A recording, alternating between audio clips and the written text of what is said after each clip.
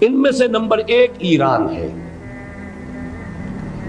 اگر ہم چلتے ہیں عرب سے مشرق کی طرف تو ایران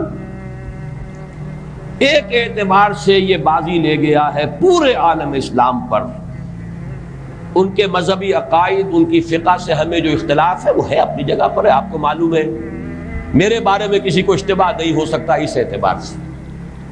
میری جس درجے دشمنی رکھی گئی ہے، جس طرح میرے سر کا جو ہے مطالبہ ہوتا تھا، 2 ہی آدمی تھے پاکستان میں کہ جن کے سر مانگے گئے. ایک کراچی کے وہ شاہ بلیغ الدین صاحب اور ایک نے.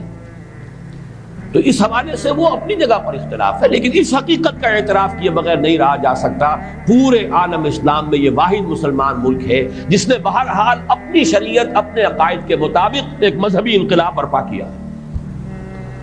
اور پورے عالم اسلام میں مذہبی سطح پر، حکومت کی سطح پر فنڈامنٹلسٹ صرف ایک ملک ہے کہ اس پہلو سے ایران ان کا ٹارگٹ ہے، ٹارگٹ نمبر 1 ایک خاص اعتبار سے.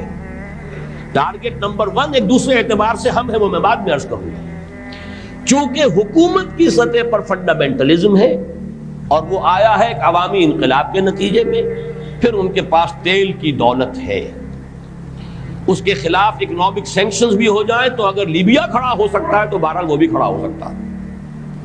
اور نقشہ وہ دنیا کو دکھا چکا ہے کہ لڑا دے ممولے کو شہباز، یہ نقشہ بھی اس نے دکھا دیا. یہ ہے ایران کا معاملہ. نمبر 2 پاکستان. پاکستان 400 برس کی تجدیدی مساعی کا امین ہے، امانت دار ہے. پورے ہندوستان میں مجدد الفسانی رحمت اللہ علیہ، شاہ ولی اللہ دہلوی رحمت اللہ علیہ، سید احمد بریلوی رحمت اللہ علیہ اور ان کا جہاد، پھر اس 20ویں صدی عیسوی میں یا 14ویں صدی ہجری میں علامہ اقبال جیسا مفکر، مولانا مودودی جیسا مصنف، مولانا الیاس جیسا مبلغ، شیخ الہند جیسا مجاہد حریت، پورے عالم اسلام میں ان کا پیرلل کوئی موجود نہیں.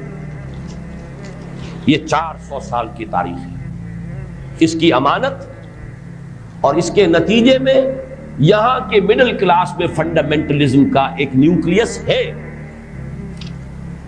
اگرچہ حکومت کی سطح پر کوئی پیش رفت نہیں ہو سکی آج تک، بلکہ اب تو پسپائی ہو رہی ہے، اب پیچھے ہٹ رہے ہیں.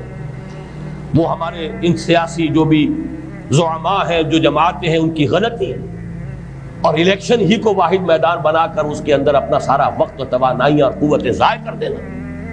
یہ ہے در حقیقت جس کا کہ یہ صدا مل رہی ہے کہ اس اعتبار سے تو پسپائی کی طرف ہے معاملہ، کسی پیش رفت کی طرف نہیں ہے. لیکن باہر والے تو دیکھتے ہیں نا کہ اندر کیا کچھ مواد موجود ہے.